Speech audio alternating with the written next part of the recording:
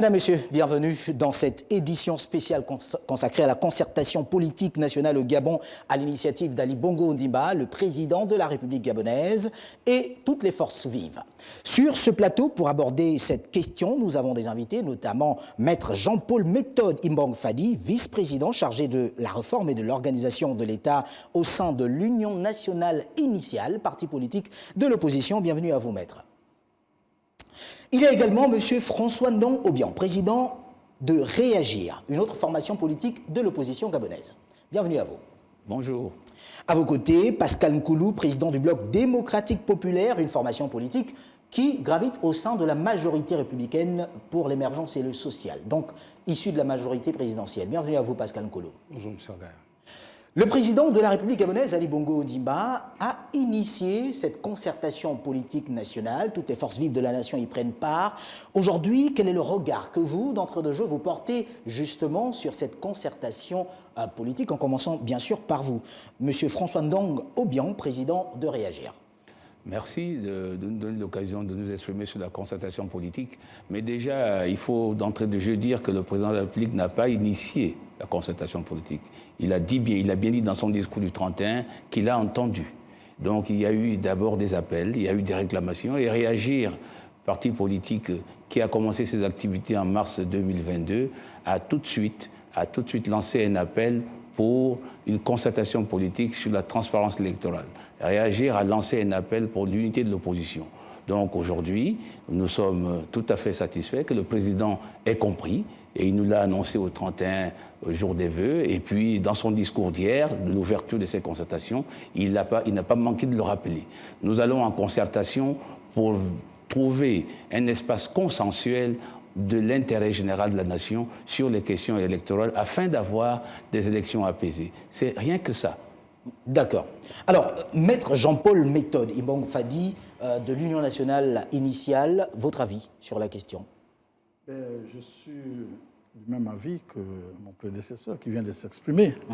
Je crois que le président de la République, après avoir entendu l'appel de Réagir, a dû lui-même étudier la question et faisant une introspection de son activité politique, s'est rendu compte qu'on ne pouvait pas ne pas passer par la concertation politique pour la paix et la stabilité dans notre pays, après les élections à venir. Pascal Nkoulou. Oui, il faut tout de même reconnaître que l'initiative ne peut être qu'à l'avantage ou au profit, au bénéfice du président de la République. Il a l'initiative, pourquoi? Parce que c'est lui seul qui donne corps à toute sollicitation. Donc, il faut le saluer pour cette volonté. Il faut également reconnaître que le débat autour des éléments qui meublent le succès électoral date depuis de longues années. Et même si on peut parfois se satisfaire de ce que l'essentiel de ce qui meuble ce cadre électoral est le fait des réflexions communes entre la majorité et l'opposition.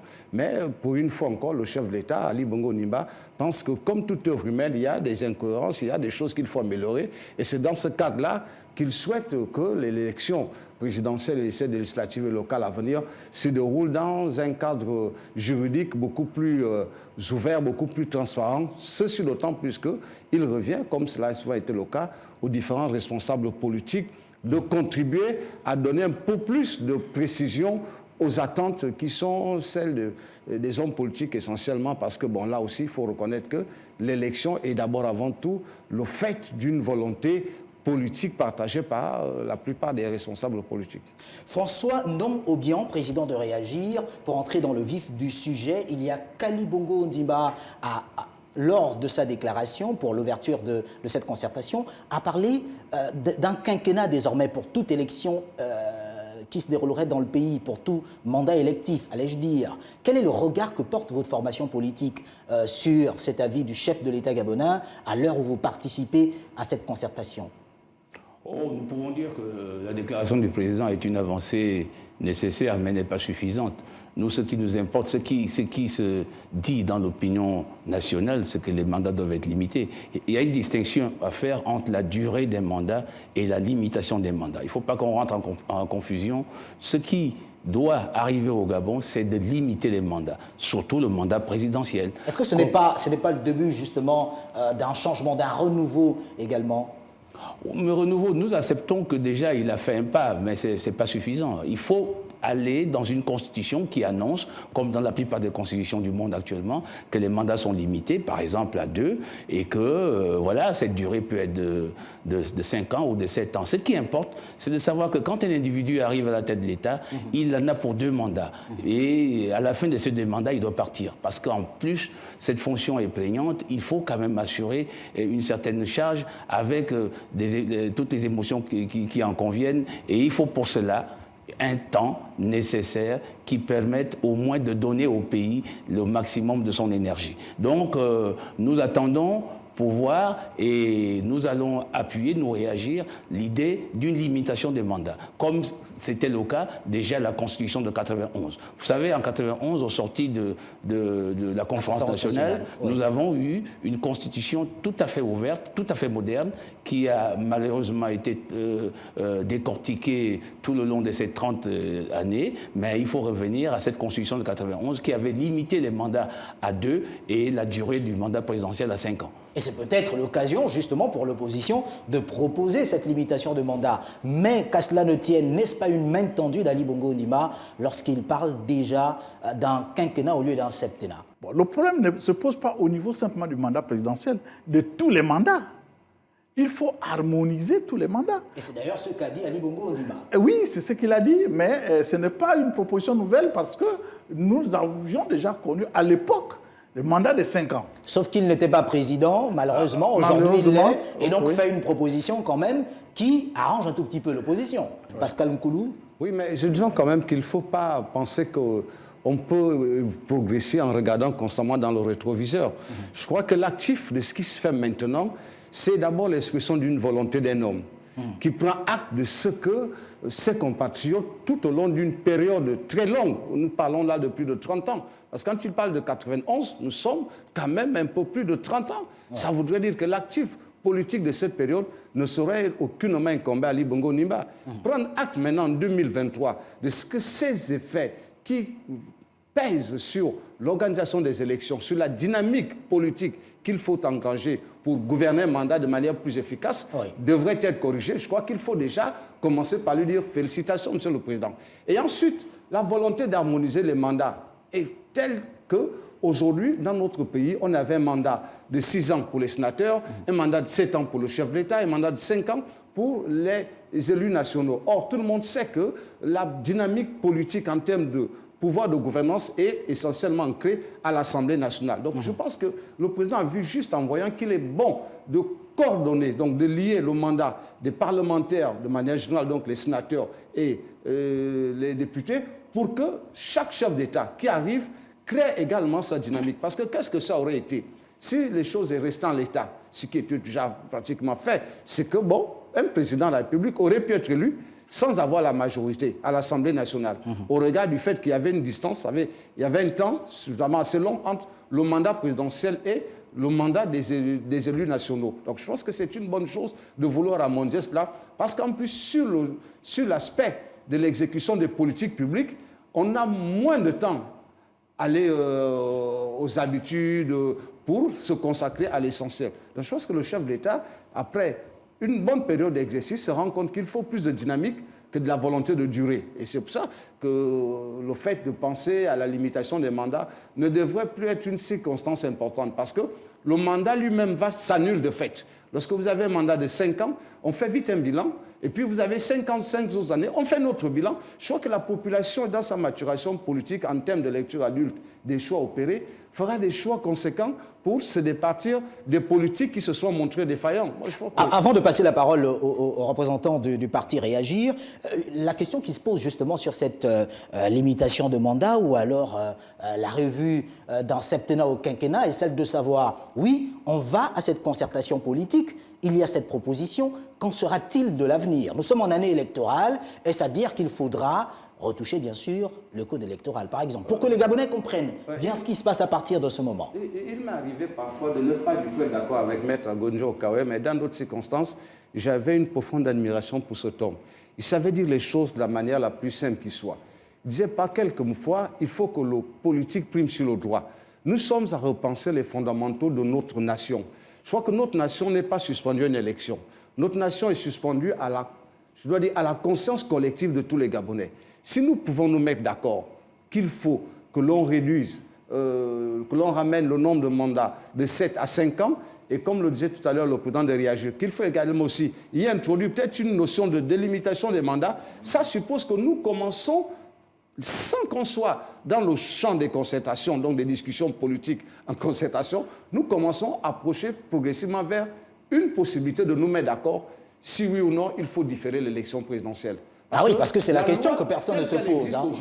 La loi telle qu'elle existe aujourd'hui nous oblige tous de considérer les différents paramètres qui existent. Bon, on peut également aussi se dire, même si on modifie le code électoral en année électorale, la volonté politique, et là il faut reconnaître que ce n'est pas la volonté populaire, à ce moment-là on fait une entorse aux dispositions constitutionnelles, parce que si on veut que les choses se fassent de manière légale, ces accords entre acteurs politiques qui sont, comme toi et moi, de simples citoyens, ne peuvent pas influencer sur la loi. Il faut donc prendre des dispositions pour que l'Assemblée nationale les ratifie. Mais moi, je suis même d'avis de ceux qui pensent qu'il faudrait exactement faire comme en 1994, par une voie référendaire, pour que les citoyens s'approprient les initiatives politiques. D'accord. Sommes-nous en train d'aller vers un report, justement, de cette élection présidentielle? Mais je reste sur la question d'entrée.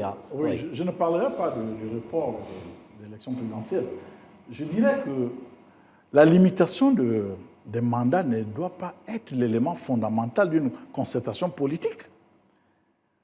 Ce qui doit être fondamental, c'est le toilettage des textes pour qu'il y ait une transparence électorale. Si on limite les mandats politiques et qu'il n'y a pas de transparence électorale, nous allons tourner en rond. L'élément fondamental qu'on doit poser sur la table, c'est le toilettage du code électoral. Ça, c'est l'une des propositions que vous faites en ce qui concerne l'Union nationale initiale. Non, pas mais restons sur la question qui nous intéresse en ce qui concerne justement cette problématique de septennat au quinquennat. Vers quoi cela pourrait nous emmener cette décision, par exemple? Il n'y a aucune conséquence que cette décision soit prise. Il n'y a aucune conséquence de droit. Aujourd'hui, on a un quinquennat de 7 ans. Il s'épuise dans quelques mois et le peuple attend des élections. Et Réagir est un parti qui attend les élections. Il n'y a aucun événement qui nous permette de penser qu'il faut reporter les élections. Et d'ailleurs, à écouter le président hier, il n'en a pas parlé, puisque lui-même, si on relit son discours, il a parlé dans le sens que les élections vont venir bientôt. Donc, nous n'allons pas à la concertation pour reporter les élections ou pour parler de limitation de mandat ou de mandat à durée. C'est une question périphérique. Ce qui nous amène à la concertation, c'est la transparence électorale. Il faut qu'on arrive dans ce pays à asseoir une transparence électorale qui garantisse la vérité des urnes. Il faut que dans ces pays, pour parler comme Luther King, on arrive à rêver que le vainqueur soit félicité par le vaincu. Et puis, la passation de charge, que les deux soient présents et se serrent la main.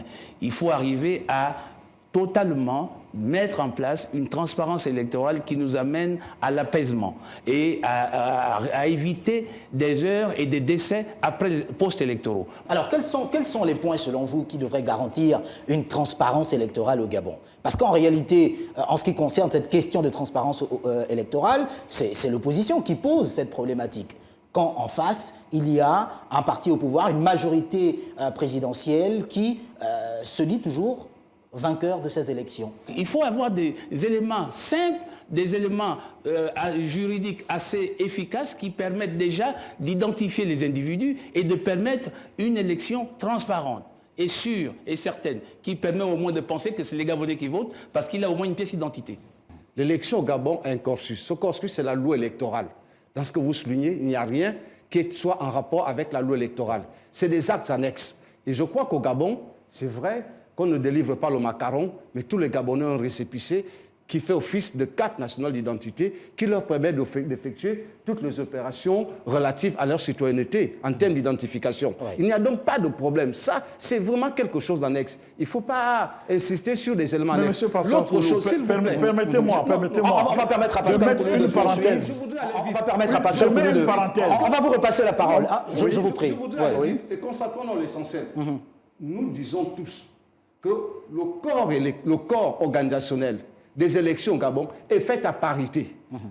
Aussi longtemps que je puisse me rappeler, il n'y a jamais eu une démonstration de refus du groupe appartenant à l'opposition dans une quelconque commission électorale pour spécifier de manière claire, comme vous venez de le dire, que tel élément ou tel acte qu'impose la loi n'a pas été respecté par le groupe des représentants de la majorité. Je crois que quand nous avons, nous, hommes politiques, la responsabilité de construire la conscience citoyenne, il faut faire en sorte que ce que nous disons soit vrai. Aujourd'hui, l'élection au Gabon, c'est tout le monde, les partis de l'opposition, les partis de la majorité. Le problème, c'est l'absence d'engagement individuel des uns et des autres dans les différents bureaux de vote. Parce que, quoi que l'on souligne aussi aujourd'hui, jusqu'à présent, moi j'entends que quelqu'un me fasse la démonstration que telle disposition du code électoral n'est pas bonne. Moi, j'ai fait la démonstration, Ça- par exemple, ça, que ce n'est le pas du tout dépouillement n'est plus public. Bon. C'est une démonstration écrite en le Oui. code électoral. Le dépouillement, Le dépouillement n'est plus public. oui, le dépouillement n'est plus Pourquoi public. ce n'est pas Attendez, public? Le s'il vous vote plaît. est public. Monsieur, le vote monsieur. est un acte libre. Monsieur, Nous allons- pas public. Le code électoral dit quoi? Le code électoral dit que le dépouillement se fait en présence des représentants de l'opposition, de ceux de la majorité, et des représentants des candidats.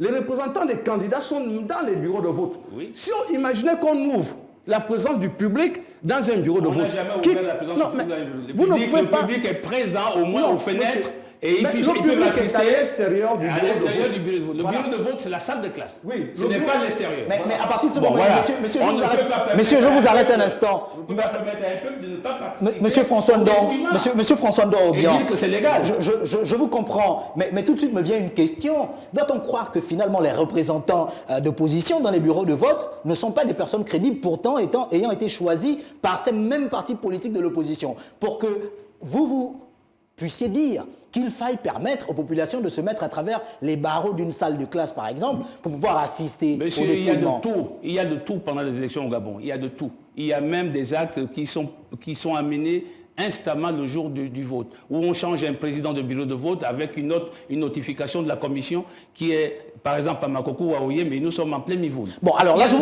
alors là, je vous pose la question autrement. Voilà. Je vous Donc, pose la question il faut différemment. quand même pas croire que Je nous sommes vous au paradis. Je vous pose la question différemment. D'après vous, ce code électoral, actuellement, à quel niveau véritablement il pose problème, puisqu'en réalité, les éléments que vous évoquez ne relèvent pas d'un dysfonctionnement au sein même de ce code?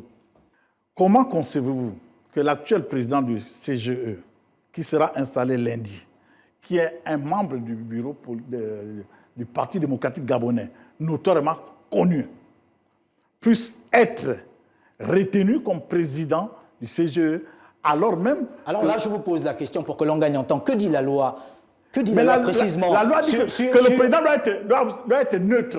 Il doit être neutre. Impartial. Impartial. Or, là, Monsieur, il est déjà je vous membre... demande que il est dit déjà- la loi? Quand Mais- vous me répondez, la loi dit que le président doit être neutre, vous ne Oui, répondez pas à la question. c'est-à-dire, il doit- La loi proclame Oui. que c'est un avocat de la République D'accord. et qui doit justifier d'une certaine impartialité. Vous savez, il faut se garder de toujours mettre en avant les annexes. La loi est claire.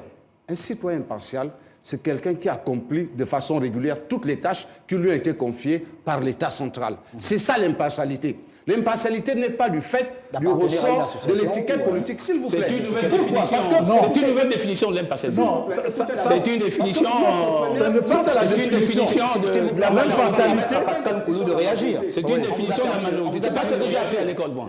L'impartialité, c'est Monsieur, avant on va d'être... permettre à Pascal Coulou de réagir, s'il vous plaît. Oui, allez-y. Aujourd'hui, responsable politique, il se peut que les pouvoirs discrétionnaires contenu dans la Constitution qui confère au président un certain nombre de prérogatives, il lui donne la possibilité de nommer tous les citoyens aux fonctions qu'il veut.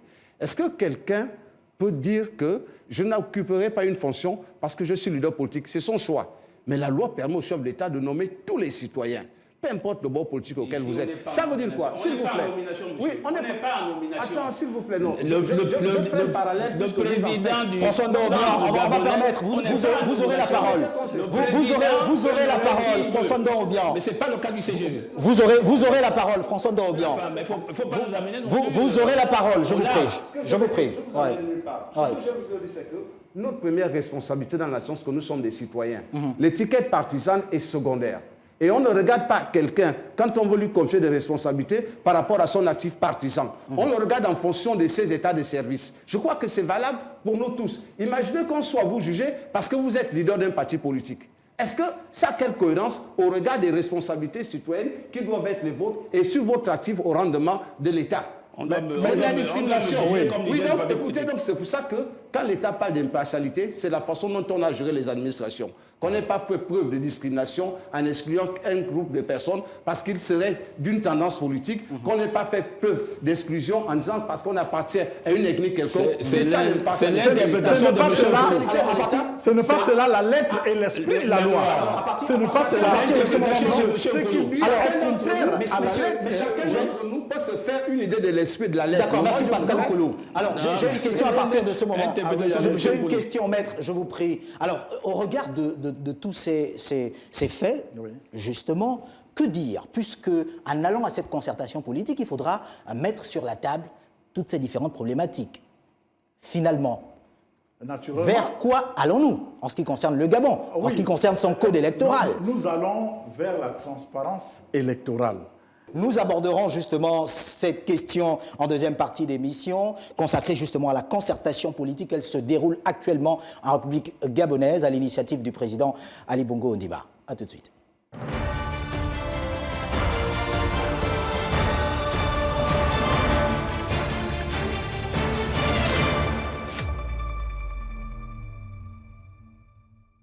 Madame, Messieurs, deuxième partie de cette émission consacrée à la concertation politique qui se déroule actuellement au Gabon à l'initiative du président de la République gabonaise Ali Bongo Ondimba. Des acteurs politiques tant de l'opposition que de la majorité sont avec nous. Sur ce plateau, il y a Maître Jean-Paul Méthode Imbong Fadi, qui est vice-président chargé de la réforme et de l'organisation de l'État au sein de l'Union nationale initiale.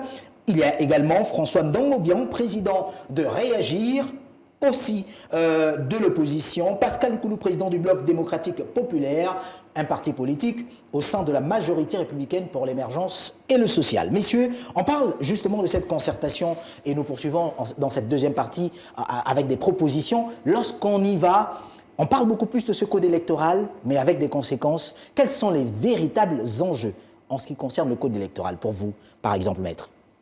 Mais il n'y a pas plusieurs enjeux, il n'y a qu'un seul enjeu, la transparence électorale, qui a pour conséquence la paix à l'issue des élections, lors de la proclamation des résultats. C'est tout, c'est le seul enjeu, la transparence. Moi, je pense qu'on peut tout dire, mais si nous ne tombons pas d'accord dans ce code électoral, que les procès-verbaux soient remis aux représentants des candidats. Et si nous ne tombons pas d'accord que le transport des urnes s'efface par les représentants des candidats dans les bureaux de vote et les présidents des bureaux de vote, je crois que nous allons faire œuvre inutile. Nous n'allons pas progresser. Et à cela, il faut ajouter le transfert des électeurs. C'est un problème, le transfert des électeurs. Vous savez, la société évolue et il y a aussi tous les désiderata possibles qu'on peut observer. Si nous disons qu'il ne faudrait pas qu'il y ait transfert des électeurs, c'est pour que nous puissions garantir non pas seulement la transparence électorale, mais également la légitimité de la personne élue. Imaginez-vous, vous êtes de Sété-Kama. Moi, je me présente à Sété-Kama. Je n'ai pas d'attache là-bas, je n'ai aucune tante, aucun père, aucune mère. Mais je vais avec 1000 personnes que je vais inscrire dans votre siège. Je remporte l'élection. Après, je vais siéger. Est-ce que je vais siéger pour Sété-Kama? C'est vrai que je serai député national, par exemple, mais je ne siège pas pour les intérêts de Sété-Kama. Là, j'ai une question à vous poser avant de passer la parole à votre invité. Voilà, c'est ça le problème. Vous êtes membre d'une formation politique, aujourd'hui, qui n'a aucune représentativité du point de vue électif. Oui, notre parti a moi-même, je suis conseiller départemental, élu. Donc, ce parti a une représentativité. Je suis conseiller départemental du département de l'Azadier. Donc, vous ne pouvez pas dire que c'est un parti politique qui n'a aucun élu. C'est un jeune parti né d'une scission. C'est tout. Mais nous avons des maires, nous avons des présidents de l'Assemblée départementale. Donc, nous ne sommes pas dans le registre qui est le vôtre. Sauf que votre président n'a jamais été élu. Peu importe. D'accord. Il n'est pas dit que pour être président de l'Union nationale initiale, il faut être élu. Oui, on va passer la parole à d'autres invités. Rapidement que l'on s'accorde sur... C'est vrai, moi j'insiste sur l'essentiel.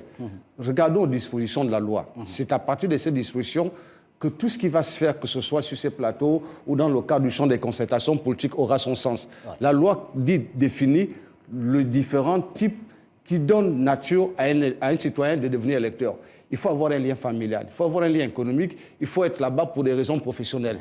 Je crois que tout ça, ça peut nécessiter que celui qui a un électorat identifié travaille de telle sorte que cet électorat vienne renforcer son engagement. Parce que ce n'est pas l'électorat qui détermine l'élection, c'est le candidat qui détermine l'élection. Donc, le candidat a forcément un lien avec la localité où il se présente. Dès lors que ce lien est établi, et ensuite, nous sommes en République, nous sommes au Gabon, tous les citoyens peuvent voter partout où ils veulent. Le fait de penser ou de souhaiter que vous ne pouvez voter que là où vous résidez est une limitation au devoir citoyen. Et ce n'est pas une bonne chose. Deuxièmement, ce que moi je pense par rapport au fait qu'il faut qu'aujourd'hui la concertation s'attelle à élaguer le code électoral. C'est-à-dire qu'aujourd'hui, le véritable problème de notre code électoral, c'est que ce sont les challengers qui sont également arbitres. Vous ne pouvez pas mettre ensemble des concurrents et leur demander d'arbitrer également les règles du jeu. Voilà où se trouve le problème de notre code électoral.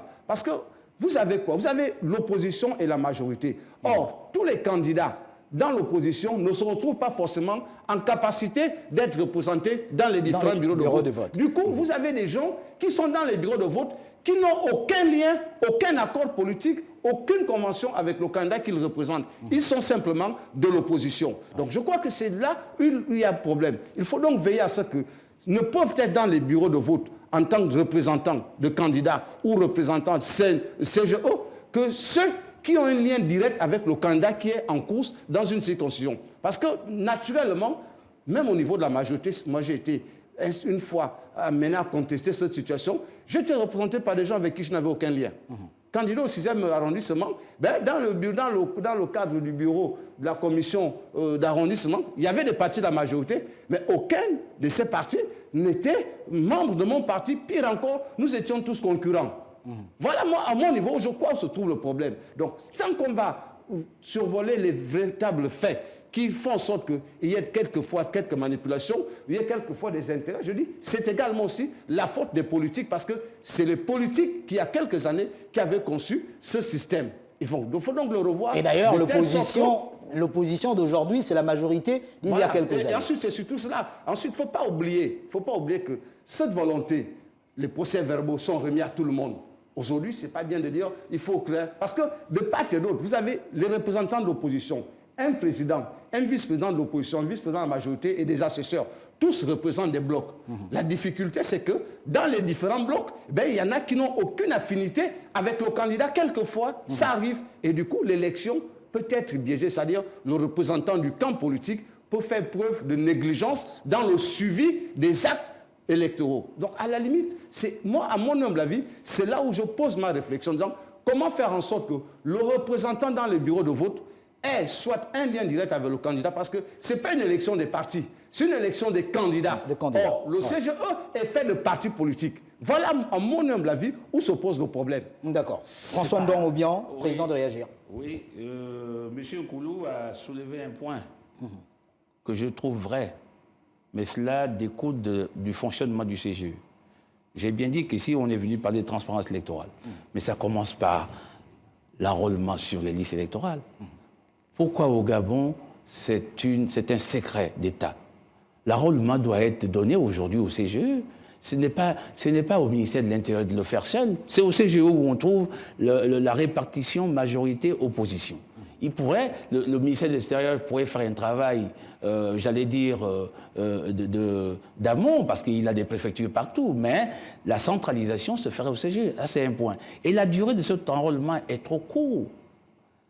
Quand on tient compte des conditions de vie et de distanciation et de déplacement de nos concitoyens. Aujourd'hui, on nous annonce même qu'on ne le ferait plus dans les écoles. Mais vous savez, celui qui se situe à Kourafan, la mairie d'Oyem, c'est loin. Il n'y a pas de transport. Et pour aller de Kourafan à Ouyem, il faut 2000 francs. Aller, simple. Vous voyez, alors que l'école, hein, c'est quand même l'intérêt public la plus... C'était l'institution qui allait le plus proche des populations. Le plus proche des populations. Donc, voilà déjà, si on veut organiser l'abstention, voilà un moyen d'organiser l'abstention. Nous disons, comme il a dit mon collègue, le transport des urnes. Qu'est-ce que les forces de sécurité et de défense ont à voir dans une opération qui ne leur est pas impartie? Nous, on dit au tribunal, pas d'intérêt, pas d'action. Donc, il faut revenir à la logique ancienne. Les urnes sont transportées par les partis, c'est-à-dire que par ceux qui ont fait le vote. Bon, on prend, par exemple, vous prenez un exemple sur la durée de la campagne. La durée de la campagne, 15 jours, parfois. Mais c'est faible pour les autres. Mais justement, la campagne électorale en 15 jours, ce n'est pas possible. Parce que moi, je ne peux pas aller à Medoune, à partir de Kouroulé. Je ne peux pas y arriver. Je ne peux pas aller à Mimongo, facilement. Je ne peux pas aller à Ibunji. Je ne peux pas aller à Onga. Voilà la réalité gabonaise. Comment on fait pour faire une campagne en 15 jours? Ensuite, il y a le niveau même des financements et du plafonnement des campagnes électorales. Ceux qui ont des milliards mettront des milliards, mais les autres, qu'est-ce qu'ils font? Et même au niveau de la caution, elle peut paraître très élevée quand on tient compte de la paupérisation de nos citoyens. Quand vous voyez qu'on doit payer une caution de 5 millions, mais combien de Gabonais l'ont? Je crois que la préoccupation essentielle aujourd'hui, c'est de dépouiller notre code électoral des éléments heurtants. Et on en a souligné là, par exemple, en parlant du fait que la parité pose problème. Moi, je reste sur le fait qu'on ne peut pas mettre des challengers comme arbitres dans un même conflit. Ce n'est pas possible. On n'arrivera à rien de bon. Parce que chacun va pour y veiller sur son intérêt. De un. De deux, l'autre élément de taille qu'il faut, c'est quand même de reconnaître que ça a été fait à parité, depuis toujours. La majorité n'a pas le monopole des décisions au sein des commissions électorales. Moi, j'ai été plusieurs fois candidat. Je sais donc de quoi je parle. La majorité n'a pas le monopole. Les décisions sont prises de manière consensuelle. Et ce qui pose problème, je le redis encore, c'est le fait que certains candidats n'ont pas souvent la capacité, quand les élections présidentielles, soit de couvrir l'ensemble du territoire national, soit de couvrir même de manière stratégique les bureaux de vote dans des espaces où il y a une densité de population. Donc, chacun y va d'une idée de ce qu'on a vu au meeting en disant, comme j'ai reçu une grande affluence, il y a de fortes chances que ce soit moi qui sois choisi dans les bureaux de vote. Oh, malheureusement, il n'en est rien. Donc, je crois qu'aujourd'hui, ce qu'il faut faire en termes de réflexion profonde, c'est de se dire comment sécuriser le vote dans les bureaux de vote, comment faire en sorte que les représentants qui sont dans les bureaux de vote soient des gens suffisamment responsables. Et là, il faut retourner la question aux candidats pour partis politiques. Et ensuite, j'aborde comme M. Ndomia l'a dit, le problème aujourd'hui, c'est qu'on a volontairement dépouillé l'État de ses missions régaliennes pour les confier à des civils. Parce que lorsqu'on constate, c'est quoi? C'est que les responsables des différentes commissions électorales ne sont même pas pénalisables. C'est-à-dire aujourd'hui, vous êtes candidat, vous ne pouvez pas poursuivre quelqu'un dans un bureau de vote du fait qu'il se serait comporté de façon décriée. Vous ne pouvez pas. Donc il faut revoir le processus, il faut revoir les éléments. Voici des propositions justement. Voilà, c'est ça que moi je m'attelle. Parce que lorsque vous êtes membre d'une commission électorale, vous prenez de l'argent devant tout le monde, personne n'a des éléments pour vous poursuivre. Personne, il n'y en a pas. Donc ça, ce n'est pas le fait de la majorité, ce n'est pas le fait de l'opposition, c'est le fait des comportements citoyens. Donc il faut punir le citoyen. Et ensuite, il y a la question de la liste électorale. Aujourd'hui, on veut associer des civils à l'organisation d'une question qui concerne la vie privée des citoyens. Parce que l'identification sur n'importe quel fichier, qui soit en plus biométrique, est le fait de la protection des données à caractère personnel. Ouais. Donc, il faut que ce soit le rôle de l'État. Alors qu'on s'est accordé pour que ça se fasse maintenant par le CGE, ce qui n'est pas une bonne chose. Et ensuite, il y a la durée de cette institution. Elle ne travaille que pendant la période électorale, de façon effective. Pourquoi la garder permanente? Voilà les questions que je me pose. Et ce sont ces questions qu'on va introduire dans le cadre des différents débats qu'on aura dans la concertation. Le reste, pour moi, me semble des phénomènes, des situations qu'on l'on résout de la manière la plus rapide qui soit. Oui. Cas d'identité, déplacement des électeurs, tout ça, ça n'impacte pas. D'accord, on va passer la parole à Maître oui, Paul. J'ai suivi tous ces développements, mais vous savez, c'est comme si les élections ne sont pas bien organisées parce que les citoyens ne sont pas préparés à effectivement être sur le terrain. Mais comment concevez-vous qu'on puisse organiser une concertation de cette nature et qu'on mette à l'écart les religieux et la société civile? Ça veut dire que nous allons à une concertation. Est-ce que ça ne s'appelle pas concertation politique, tout de même, Maître? Non, vous savez, c'est une concertation nationale. Moi, je pense que c'est une concertation nationale. Finalement, vous aurez souhaité que ce soit une concertation nationale. Ah oui, ça ne doit pas être une concertation politique. Sauf que c'est une concertation politique. Oui, mais il faudrait... Ceux qui se plaignent après des élections, ce sont les politiques, ce n'est pas les religieux. Mais finalement, puisque il s'agit de la vie de la nation, il s'agit de la vie de la nation, parce que tous ces textes, s'il faut les adopter, il faut soit passer par un référendum ou passer par des institutions connues telles que l'Assemblée nationale, le Sénat. Ils représentent qui? La nation. Est-ce que... Sommes-nous en train de dire que les acteurs politiques que vous êtes, vous n'êtes pas à la hauteur de la responsabilité qui est la vôtre? Ce n'est pas qu'ils ne sont pas à la hauteur, mais nous pensons que politique du pays. L'apport de la société civile, l'apport des religieux, tous ces apports peuvent nous permettre d'au moins réaliser ce que nous voulons faire. Parce qu'aujourd'hui, prenez un exemple, vous avez 3 enfants, 3, et vous dites que vous voulez les scolariser, mais vous prenez un seul, ou bien 2, vous dites non, ce sont les 2 là qui doivent aller à l'école, l'autre doit rester attendre, il sera scolarisé l'année prochaine. Ce qui va se passer dans votre maison, c'est quoi? C'est qu'il y aura des frustrations. Celui qui n'a pas été scolarisé, lorsqu'il va voir les autres aller à l'école, il va devenir un fumeur de chanvre, il va devenir un délinquant. Donc je voudrais dire, non, laissez-moi terminer. Je voudrais dire que le fait d'écarter la société, oui, mais le fait d'écarter la société civile, par exemple, non, permettez-moi de terminer. Vous allez parler, je vous ai suivi religieusement. Le fait d'écarter la société civile et les religieux, c'est déjà une façon de refuser d'atteindre les objectifs qui ont été assignés lorsqu'on a réfléchi sur cette concertation. Alors, on ne comprend plus rien finalement au Gabon. Les politiques veulent une concertation politique et ensuite, dès qu'ils l'ont, ils demandent que les religieux et la société civile soient associés. Non, les politiques veulent qu'il y ait une concertation de toutes les forces vives de la nation. Et quand on parle de forces vives de la nation, il n'y a pas que les politiques. Il y a aussi le clergé, il y a également la société civile, les ONG qui peuvent contribuer efficacement à la transparence électorale. D'accord, c'est votre avis et moi je respecte votre avis. On va essayer d'avancer parce qu'il ne nous reste que quelques temps à passer ensemble. Par toute la classe politique, c'est concertation. Il ne s'agit pas de dialogue politique. Parce qu'il y a une situation d'amalgame.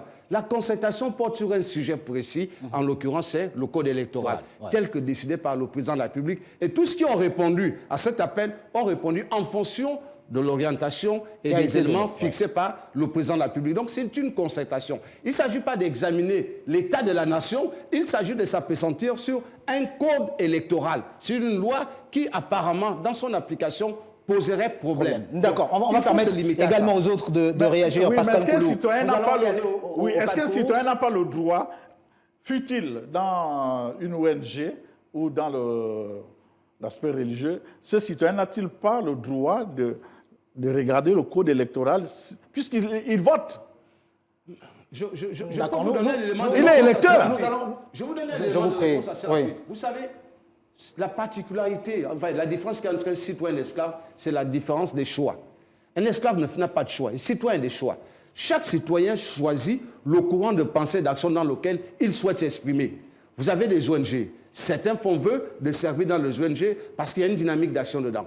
Vous avez des courants politiques. Certains font vœu de s'investir dans le champ politique. Et d'autres font vœu de sacerdoce, donc de servir les hommes au travers du ministère divin. Bon, je crois que si on veut être efficace, chacun doit courir dans son couloir. Laissons les prêtres donner la communion et les hommes politiques réfléchir sur le code électoral. Oui, mais Laissons le prêtre faire la communion, c'est vrai, mais il n'en demeure pas que le prêtre a un rôle essentiel dans la société. D'accord. Bon, ensuite... nous allons faire un dernier tour de table en espérant que vous accepterez mon invitation de poursuivre une deuxième étape de cette émission la prochaine fois.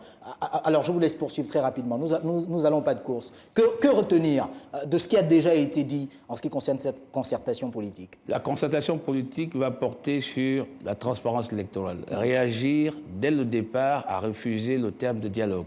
D'accord. On peut dialoguer à 2, à 3 ou à plusieurs sans qu'il y ait des éléments qui vous contraignent à faire quelque chose. Une concertation, comme le mot le dit et comme on le dit dans nos langues gabonaises, c'est l'aboutissement de la rencontre des idées pour asseoir un nouveau comportement. Donc nous allons là-bas avec un esprit consensuel. D'accord. Il n'est pas question de voter. Il n'est pas question d'aller voter sur la raison et l'intérêt général de l'État. On doit s'entendre avec nos frères de la majorité pour démontrer que ceci n'est pas acceptable, ceci n'est pas opérant, ceci nécessite un changement, ceci on le conserve. Et nous arriverons tous à un niveau consensuel qui permet d'aller aux élections sereinement. D'accord. Parce que nous, on veut assurer, on a le rêve de vouloir assurer des élections qui se passent bien dans les bureaux de vote, une proclamation qui est juste pour des résultats définitivement consacrés à la Cour constitutionnelle qui soient la réalité de ce qui a été fait dans les urnes. D'accord. Maître Jean-Paul, pas de course, je vous prie. Oui, l'Union nationale initiale, dont je suis le vice-président en charge de la réforme de l'État, est un parti progressiste et réformiste. D'accord. Et à ce titre, ce que nous attendons de nos amis d'en face, c'est que nous puissions mettre dans nos textes de loi des éléments qui puissent mettre l'homme au centre du développement du Gabon. Parce que tous les petits débats sur les postes et qui a fraudé, ça ne nous intéresse pas. Ce qui nous intéresse, c'est que nous puissions nous asseoir et nous mettre ensemble qu'est-ce qui est bon pour nous d'une manière incontestable. C'est cela. L'Union nationale met l'homme au centre même du développement. Et j'ajouterais que, voyez-vous, nous voulons qu'il y ait une bonne dose de la proportionnelle dans la gouvernance de l'État. Pourquoi? C'est pour permettre à toutes les énergies de se déployer dans l'intérêt du peuple gabonais. Pascal Nkoulou, en 30 secondes. Oui, la concertation politique souhaitée par le président de la République est une réponse à une situation urgente et d'actualité. Il faut donc que les uns et les autres prennent sur eux de s'inscrire dans le sens de la marche de l'histoire de notre pays.